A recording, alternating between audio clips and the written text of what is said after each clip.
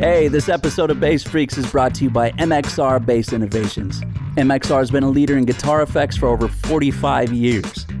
Mxr Bass Innovations creates bass effects pedals from the ground up, each one specifically designed for bass players by bass players.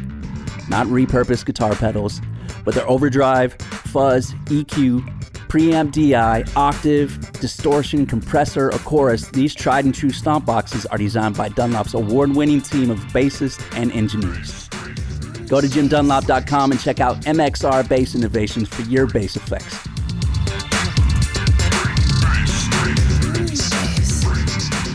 Hello, my friends. Welcome to Dunlop Presents Bass Freaks. This is a place for all of us bass freaks to chat it up, gain a little insight and inspiration, and have some fun with some great bass players. I'm your host, and today we welcome the great Daryl Jones.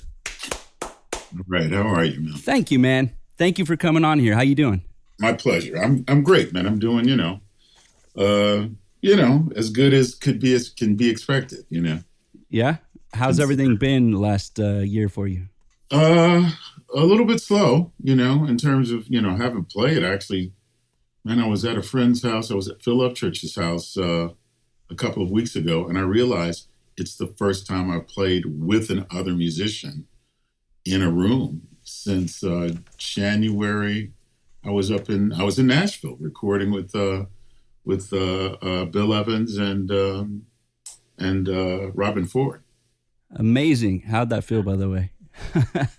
Well, both felt great, man. I mean, it's, believe me, man, is as much as I always try to be present, in the music, I just feel like I'm going to be more present. I'm taking nothing for granted. Yeah. Is that something you've learned over the last year, you think?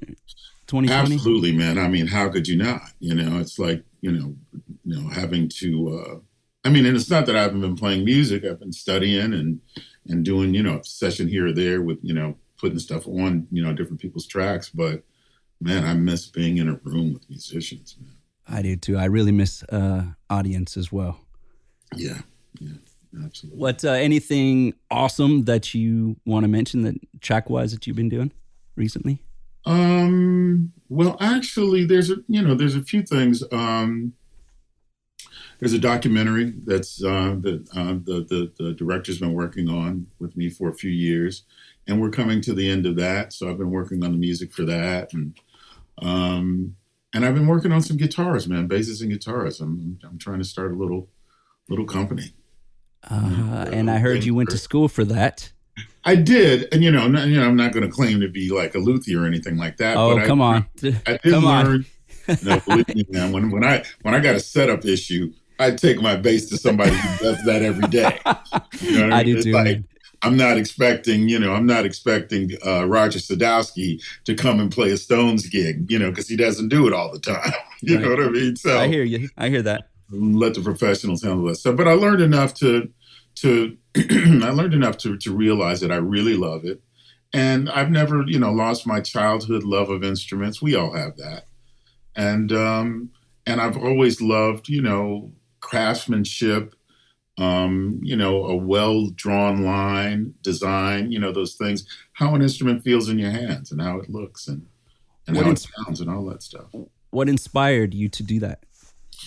Well, I guess it started with the Lakeland thing. Albie Valgoshin and I, we, started out, doing this bass. Well, first of all, he built me this beautiful custom-made instrument, beautiful fretless instrument.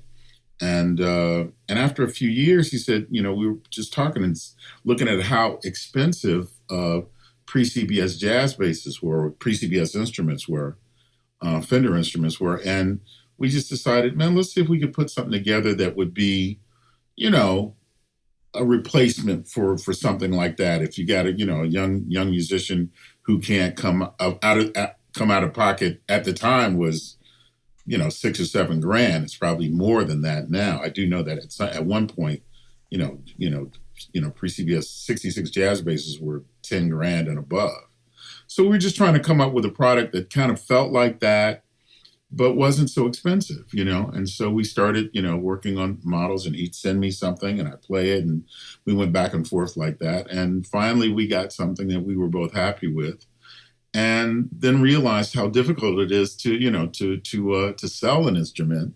And so that's when we hooked up with Lakeland, and we basically licensed the Darryl Jones bass to Lakeland. Were there any special specs for your basses that you absolutely had to have?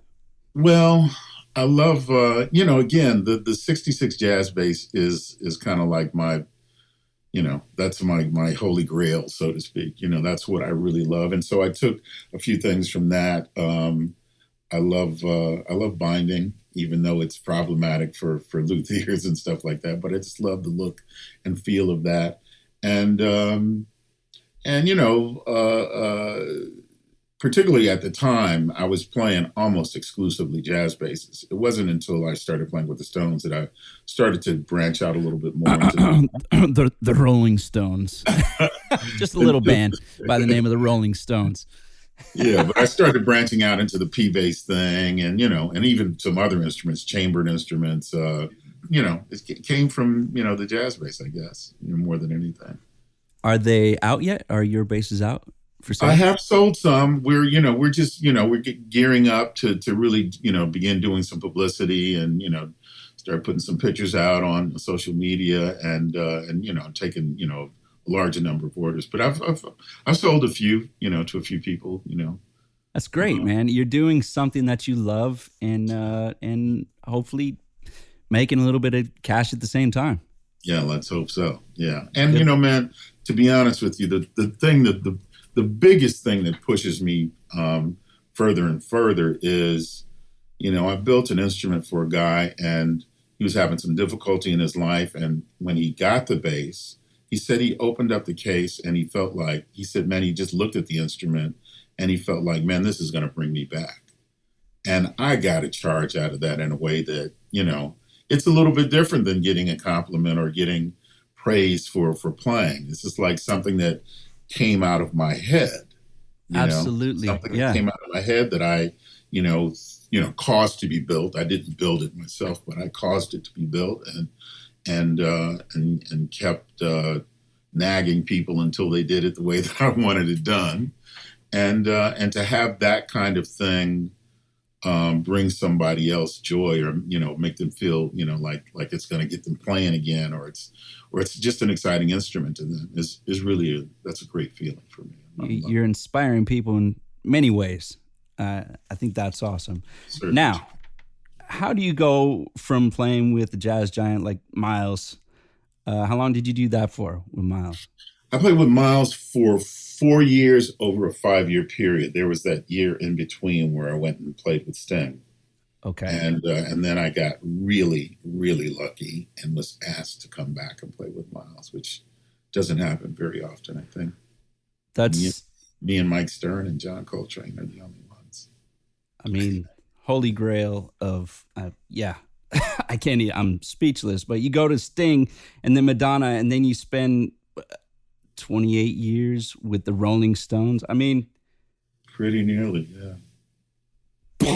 My head's going to explode. These gigs are the biggest of the big, man. I'm raising my hands and raising the roof to you, because what kind of skill set do you have to do that and then stay with the gigs? Well, I think basically, man, it's I grew up in a household where there were, a lot of different kinds of music being played. On the radio, my dad was listening to early Miles and Oscar Peterson, Count Basie. My mom was listening to Sly Stone and Curtis Mayfield and James Brown, lots of James Brown.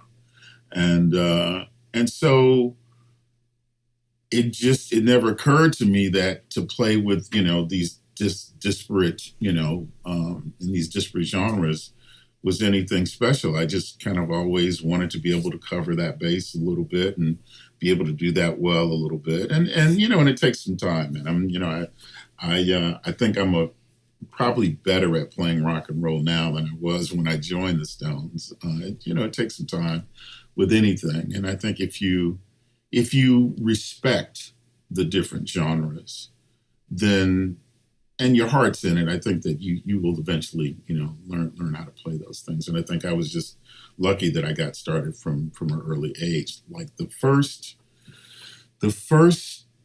25 or 30 songs I learned from the guy who first taught me, a guy named Angus Thomas, who actually played with Miles after I left for a little while. Very cool.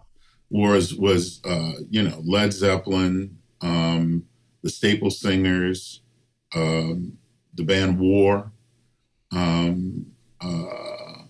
Jimi Hendrix, and James Brown. That was among the first songs that I learned how to play. So from early on, I was kind of, moving in some different directions. And then, when I was able to play a little bit better, then my dad kind of introduced me to jazz and told me, man, you should really, kind of try to, play this music because it's going to help, it'll just help round you out as a musician. So. Is there anything that challenges you playing wise, music wise? Yeah, man, I'm really trying to learn more about jazz harmony. Okay. I'm just on to, I think probably a lot of people right now, but a lot of guys are on to the whole Barry Harris thing right now. And he's an educator he's just got a different take on what he feels was influencing those guys when they invented that music, Wow. And so his take on it is really different. It's, you sit down and listen to his take on bebop and how that harmony and how that, melodically, how that music really moves. And, I think to myself, man, I wish someone had told me this 40 years ago, because it's a slightly different take than just the chord scale thing. And basically, he's drawing the lines between jazz being an extension of the whole classical thing, and that there are some similarities there, it's really heavy. It's great. It's really great. He's, cool, cantankerous kind of teacher, but he really loves. It's obvious that he loves to teach, and he really is bringing a different take than what I was taught when I first started studying jazz. I am definitely going to check that out. What inspires you musically at this point in your career?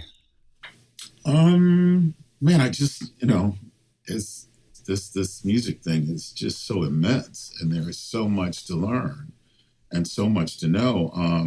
I've had people ask me over the years, man, well, man, with your background in this, or part of your background being in jazz music, or some sort of, electronic, improvisatory music,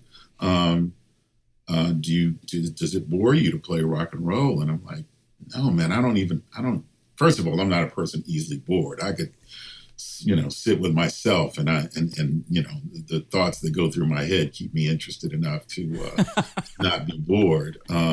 But there's just so much to learn, man. And if you're not learning about how to play more stuff, then why not be learning about how to make music function by playing less stuff? Good point. Or bringing a certain kind of gravity to fewer notes.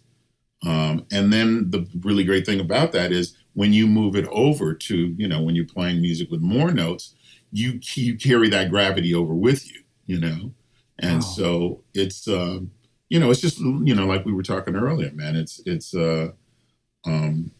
Miles, I guess people are starting to hear me say this a lot, but Miles, he said to me once, he said, Daryl, one art helps the other.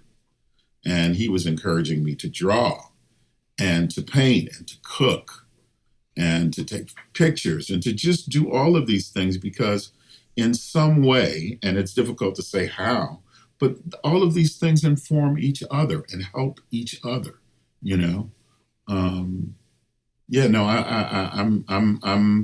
very much like my mother. I'm really very much in love with learning,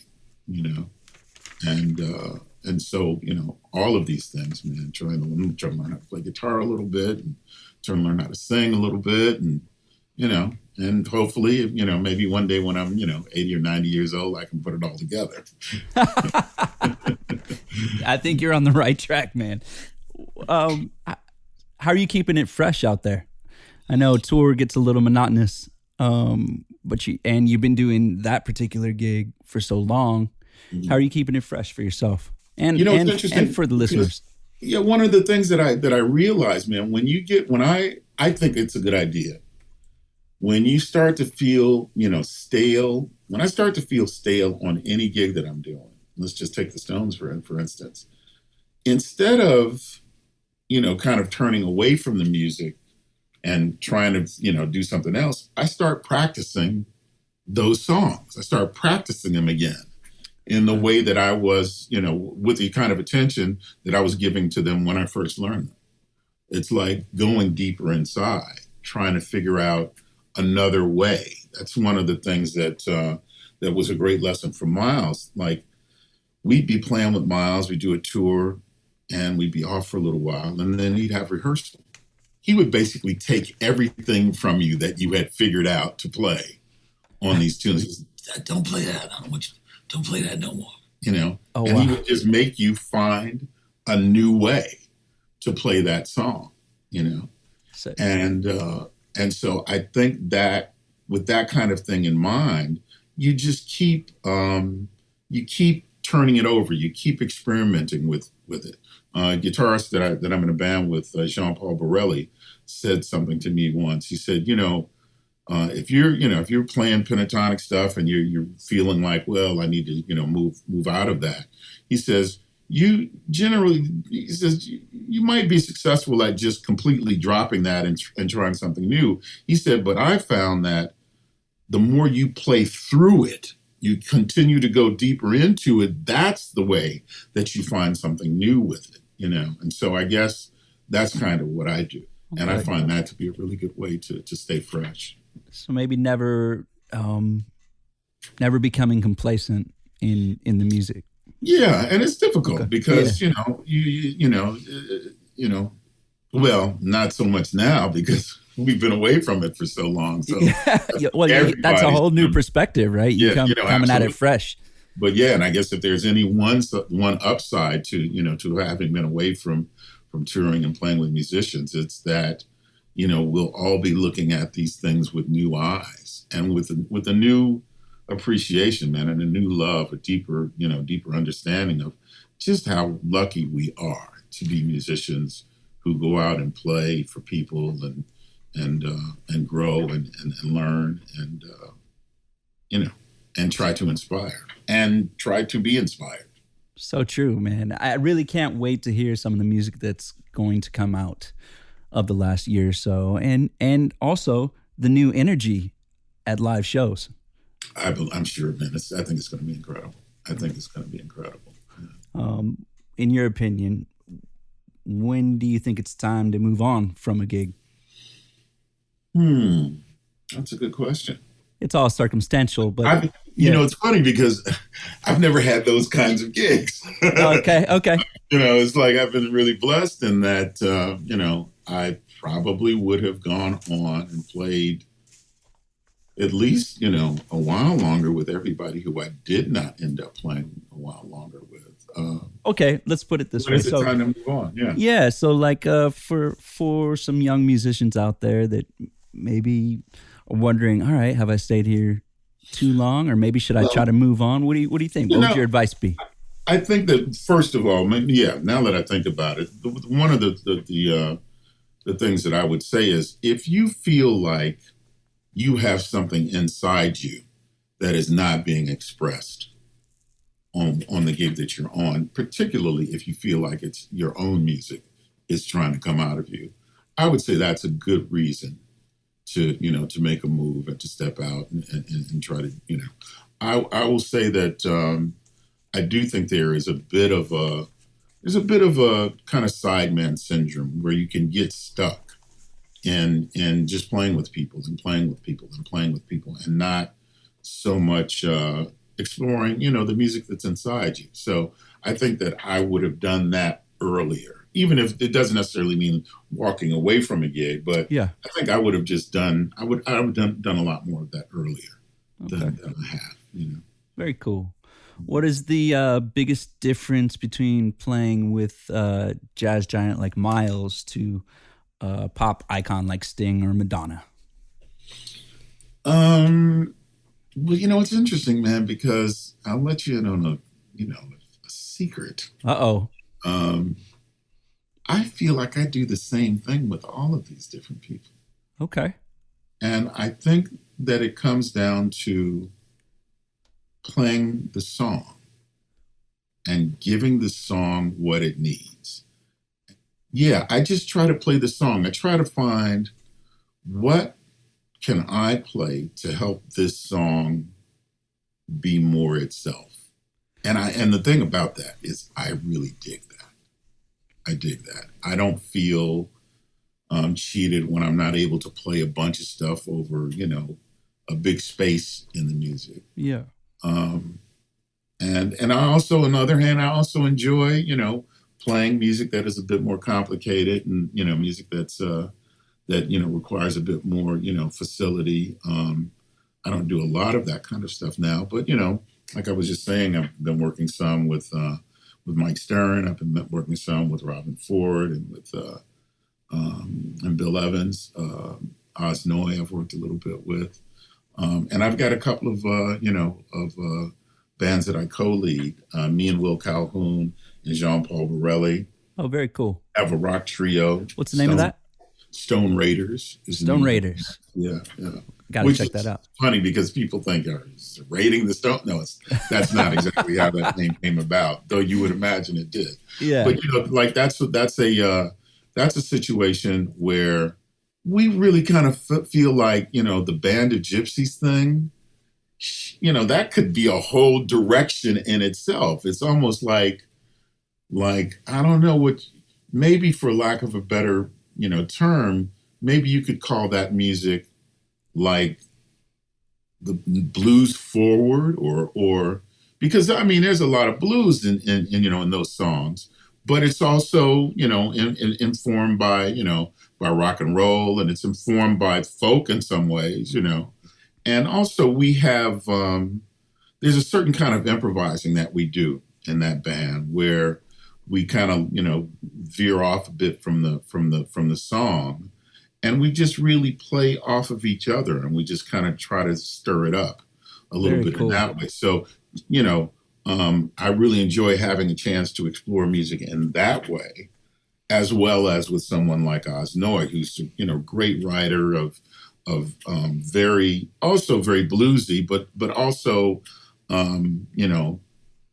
kind of slightly more intricate, I remember that it's intricate because I listened to it a few months before I was scheduled to play with him the first time. And I thought, okay, it's not as difficult as it seems. And I probably didn't go back to it as soon as I should have, because about 3 or 4 days before the first gig, I listened to it again and thought, oh my God, this is tough, And I ended up studying like a college student cramming for all of, day and night, 3 or 4 days to be able to, kind of come to it. So, but I love that kind of challenge, man. I think that's great. Very cool. It's very cool also that you're creating situations where you can express yourself in different ways across the board. Yeah. That's really important as creatives. What are your gear must-haves, like amps, strings, pedals? Power. I think, and again, this is just my take, man.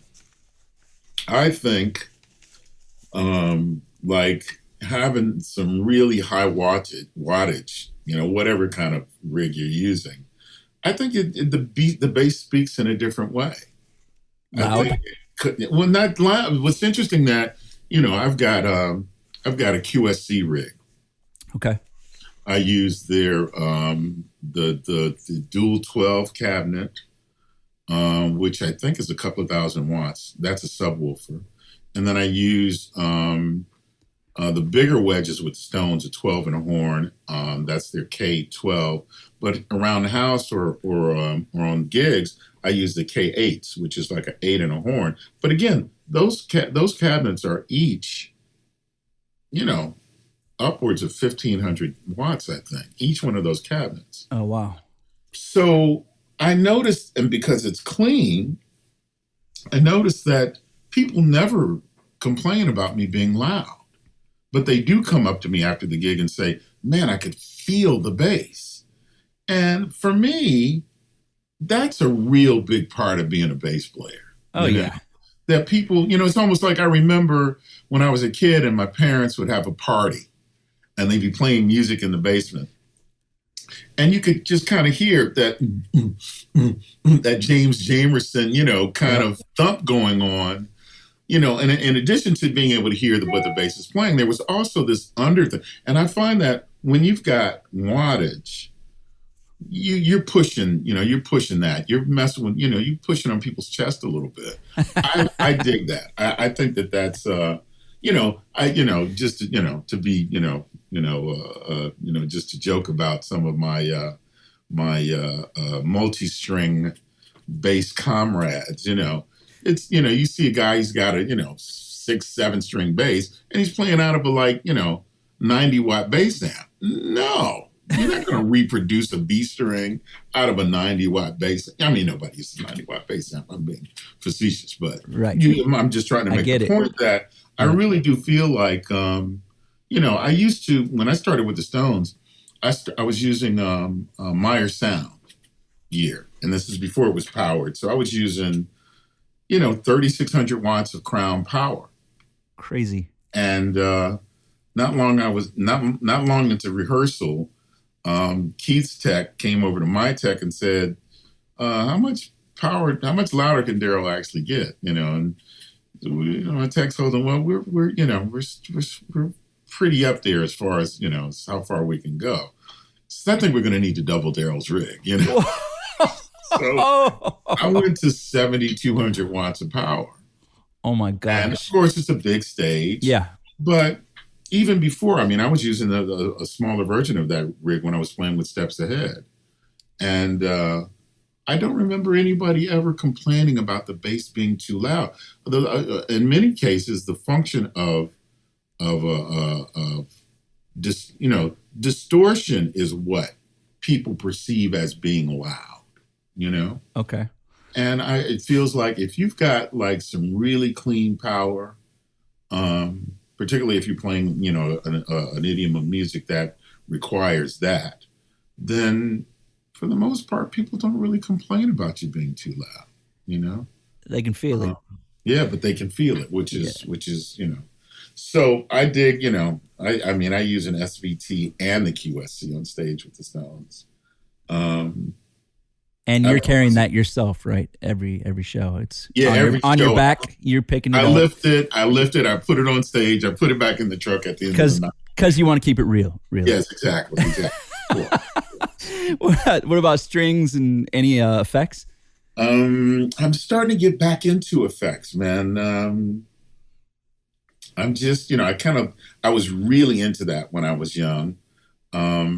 I just watched this, speaking of Steps Ahead, I just watched that video where I'm, starting out with the clean bass, and then I go to reverb, and then I go to flanging, and then I go to, distortion. Which is awesome, by the way. Yeah, no, I really dug that stuff. And then I started playing with Madonna, and this guy, Hawkeye, who was my tech at the time, I wonder where he's at now. He really dialed in my rig so that it was just pure clean, and it sounded so good that I kind of got away from effects. Okay. And so now in the last few years, I've kind of gone back to some stuff. I'm just starting to mess around with a Helix unit. Oh yeah. I just played one of those for the first time. Yeah. One of my buddies had one. Just starting to, to basically crack the seal on that. And so I'm curious about that stuff. Strings, I use flat wounds, probably about 50-60% of the time when I'm playing with the Stones. Okay. And I've actually even started messing around with that kind of stuff, playing electric jazz music. Just to have a slightly different, sound, to have a slightly wider palette, What do you like about the flats? I'm just curious. They're just thunky, Yeah, it is. It's like we're gonna go without the springiness, for a little while, because we all fell in love with the springiness of round wound strings. Because I remember when that was kind of new, it was Chris Squire and and a few others that were really starting to get into that, and of course Anthony Jackson on Money, Money, Money. That that real springy sound and stuff like that. So I moved over, to that for many, many years. And it wasn't until I started hanging out with, guys who were Charlie Drayton and Steve Jordan, and they were like, yeah, but check out the, the flat wound thing. And then I had a student once say to me, he was checking out "Thank You for Letting Me Be Myself," the Sly and the Family Stone song, and he said, "Why does it sound like it's got a funk box on it?" And I was like, "What are you talking about?" And then I took a good listen, and it like hit me like a shot. It's like, those are flat wound strings he's playing on that. Because it was 1969. Nobody, I think 69, 70 maybe. Not that many guys were using round wound strings at that point. So there's a certain kind of out that with that, So there's just a different set of tonalities that can be explored, messing around with that. Of course, there's the flat wound with a pick, which is, a lot of the sound of some of the Stones too. Do you play a lot with the pick? I do play a lot with the pick with the Stones. Yeah, okay. I do, Satisfaction, Start Me Up. I would use a pick on Sympathy for the Devil. Oh, wow. Okay. Yeah, the stuff that was happening, late 60s, early 70s, that stuff, it's a picked sound, Yeah. And so, I like that. And also, I'm a huge Anthony Jackson fan. So, yes. That's a pick in a slightly different idiom, so, but yeah, I dig that. Other gear, I do like I do also like the tube sound. And so I've been using, Ampeg SVTs. I've got a beautiful B15. Mine is white, though. Uh-oh. Let me see that thing. Come on. I wish I could get it from up under the thing like that. But they've been so nice to me, man. The guys over at Ampeg, I've got a white SVT. I've got a white SVT with 8/8s instead of 8/10s. Yeah, wow. I went into a club once with that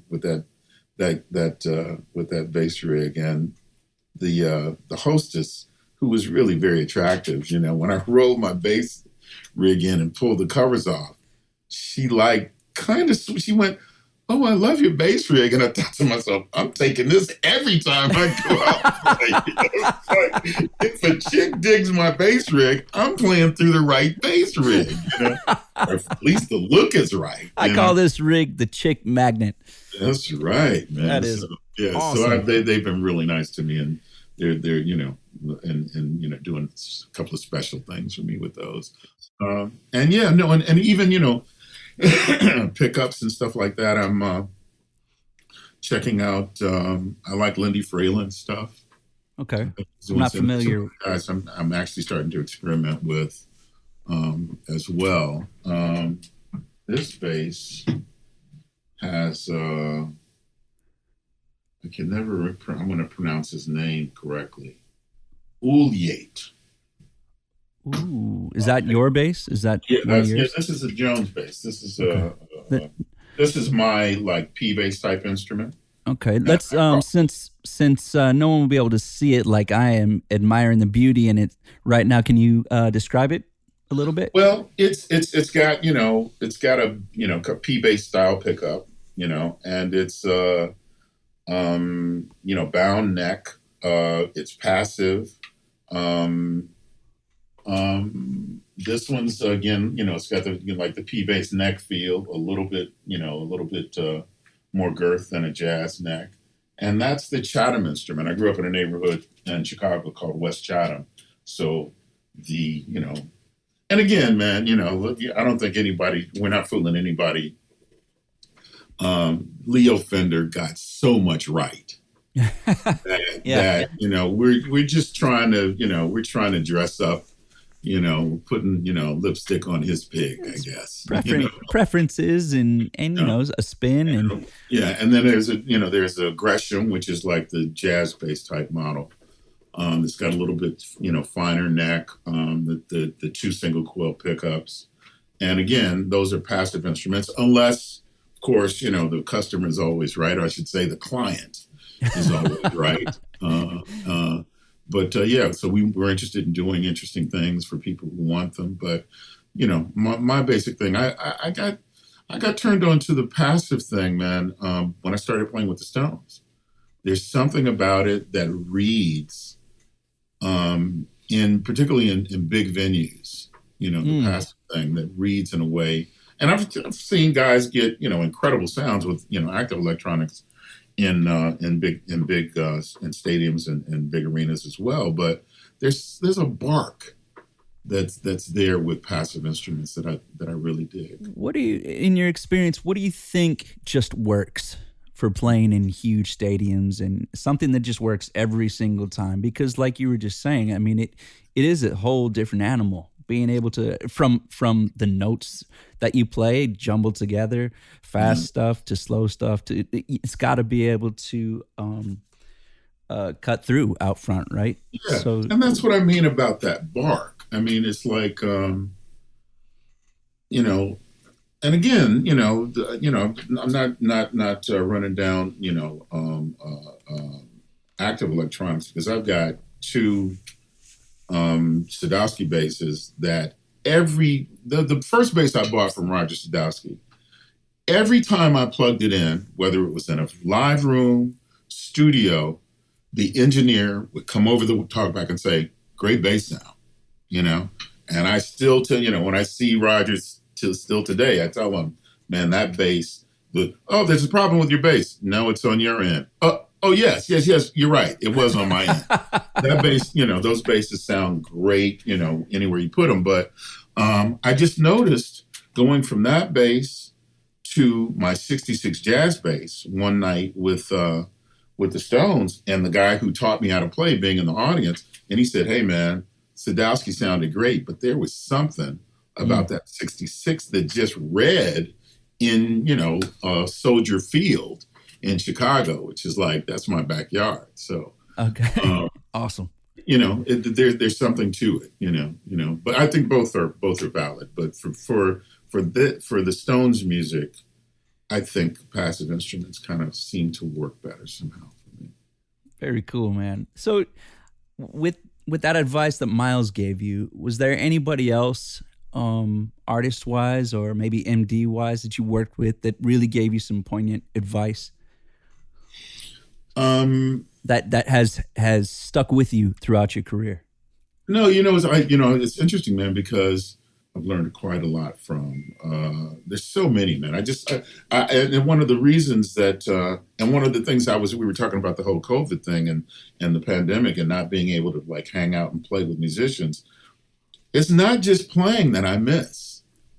I love musicians, man. Musicians they think different than other people. To me, For sure, man. They're all such independent thinkers. Notice you go on the road with 3 or 4 guys. If you're on the road for 3 or 4 weeks, you guys have a different language that you speak by the end of those 3 or 4 weeks. Literally, something that you've all improvised, and you've taken little pieces from this, you've taken little pieces from that, and you're literally speaking this other language. Well, that's true in music too, And I think it even helps the music that we have that kind of creative, everything we do is creative. I watched, Keith Richards write a fax to his daughter when she was very young. And he displayed as much artistic impulse doing that as he does every night when I play with him on stage, That's awesome. It's kind of as above, so below, It's, back to being present and in the moment and aware of what's going on and just letting it be. Yeah. I think. Yeah. What about drummers? Who are your favorite drummers? Oh man, I've been lucky. I've been so lucky. I've played with, some of the great, like everybody who I just mentioned: Charlie Watts, Charlie Drayton, Steve Jordan, Omar Hakim, Dennis Chambers, Dave Weckl. I've been playing with Keith Carlock. I love playing with Keith Carlock. There's so many guys, man. Somebody's going to be pissed because I didn't mention it. What you're saying is there's no shortage of badass drummers that you work with. No, and they keep coming. What is your favorite thing about a good drummer? What makes a good drummer good? the way they feel, the way it feels to play with them. You know, it's hard to talk about. It's hard to put your finger on, but you know it within moments of playing with guys. I agree. Just know it within moments. I did an audition for Janet Jackson, where I played with Sonny Emery. Okay. I had never played with him before in my life. I knew him, we were not friends, but just, acquaintances. I'd run into him a few places. We played for 20, 15 minutes in that audition. And at one point we were playing What Have You Done For Me Lately? I love that song, by the way. It's one of the funkiest things, Yeah. And she said, well, you guys just go ahead and play. And I turned around and looked at him. And when we looked at each other, if it was tight before then, it just got even more tight. And it's just like, we speak that we communicate in that language. We were speaking the same language, And there's a lot of people who I haven't played with, but I can listen to them and know, And then there's guys who people feel like, oh no, but he doesn't really have that. And I said, when he plays with me, he does. Yeah. So awesome. Yeah. So you're obviously, you've been touring for a very long time. Road dog and a half. Fortunately. Yeah. And hopefully soon we'll all get back out there. Yeah. Let's talk about your typical day on tour. And I know it's changed quite a bit now as when you first started, but talk about your typical day right now on tour. Well, on tour, it's funny, man. I hate to sound, No, hey. But generally, man, the first thing I do is I get up, I maybe work out a little bit, and find a good health food store. Okay. And find some good clean food and try to eat well and work on whatever other thing that I'm kind of working on. Generally, I take a little. It's easy to take a studio on tour now. A little, not even studio, but just like a recording rig and computer and, a couple of little speakers and different things like that. And so I'm working on my own music or, maybe a little music for a film or, been doing a little bit more of that. And then, on to sound check where kind of it's more of exactly the same, find some good food to eat. Sit and play a little bit, do the other thing that I was saying, I really love, hang out with musicians and then, have a great time playing. What's keeping you sane out there? I don't know that that's the case. Well, what's helping you to keep sane? Just the usual things, man. Just trying to music, man. Music keeps me sane. Music and I find joy in things profound and also very small.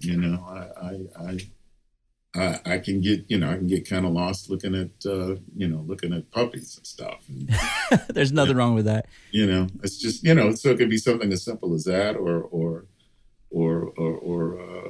checking out a lecture by a spiritual leader or something like that. It's not taking things for granted. And I really do enjoy, sunrises and sunsets, especially on tour, you're out there and you're so busy doing things. I really found, especially in the last, 5 years or so, that I really need to take a minute and just appreciate my surroundings and the little things.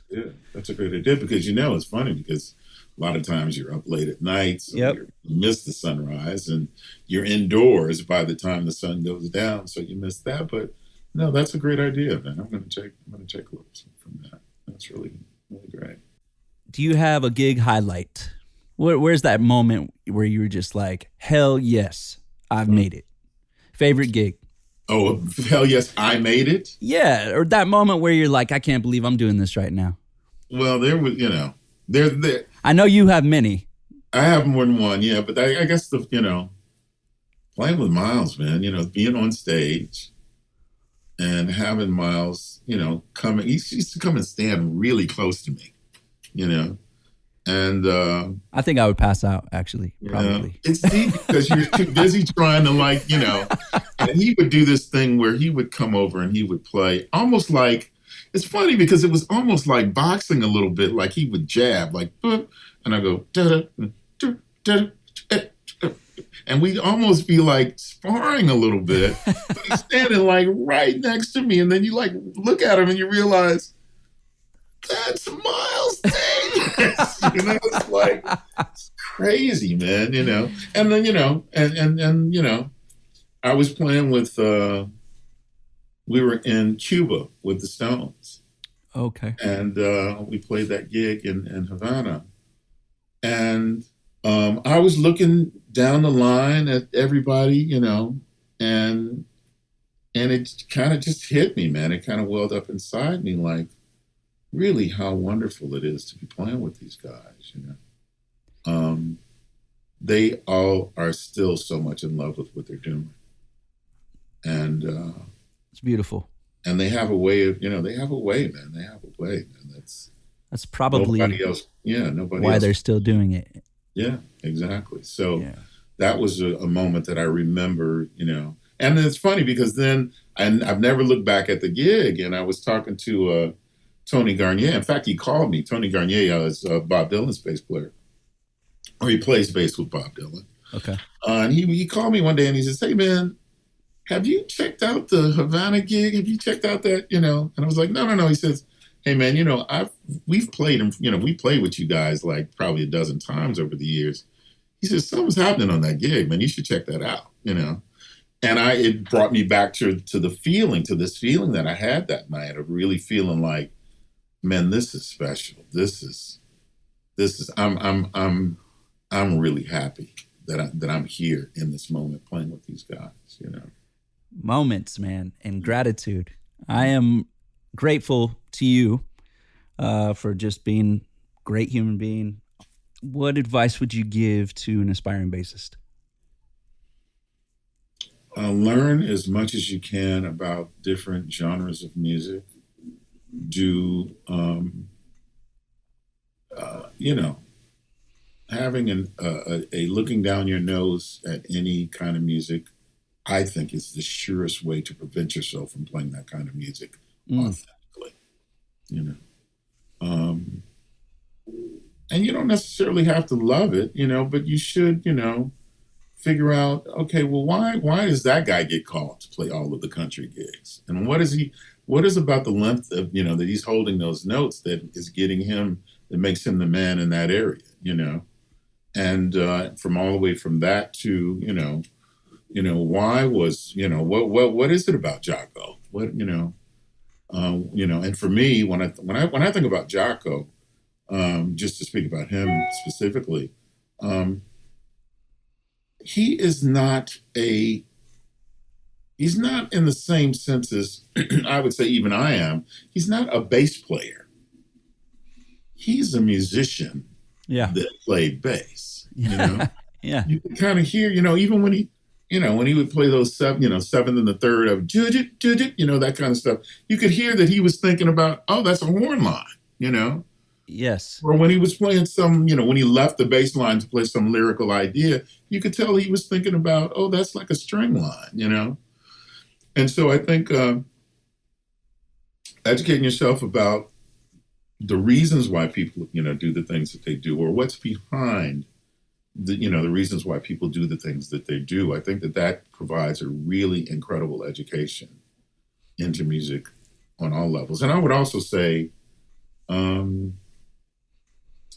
mess around with other instruments, I would definitely, say to any up and coming musician, bass player or otherwise, is to write music, write music, start messing around with lyrics, find a poet that you like, listen, see how he puts words together, Just I wouldn't. I would be if I could do it again. I would be less segregated about my thinking in music. I would not just play the bass. I think I would probably have picked up a guitar a lot sooner. I would have started singing a lot sooner. Great, great, great advice, man. Where can people find you? Are you on social media? I am on social media, both on Facebook and Instagram, Daryl Jones Bassist. Any last words? Any more advice for musicians out there, people out there? No, man, just, let's just get to it, man. I Yeah. can't wait to get, it's like, it's just going to be so sweet, man. Yes, sir. It's going to be so sweet. And thank you so much, man, for your graciousness. Oh, and man. For great, great questions, man. I appreciate you very much. That's our show for today. Thank you for joining us. Stay healthy and kind. Spread love, good vibes, and inspiration. And remember, you got this. Follow your path and just play. I'm Josh Paul. I hope to see you out there sometime soon. And thank you so much to Dunlop for making this show possible. And be sure to check out Bass Freqs wherever you get your podcasts. And thanks again to Daryl Jones. Cheers.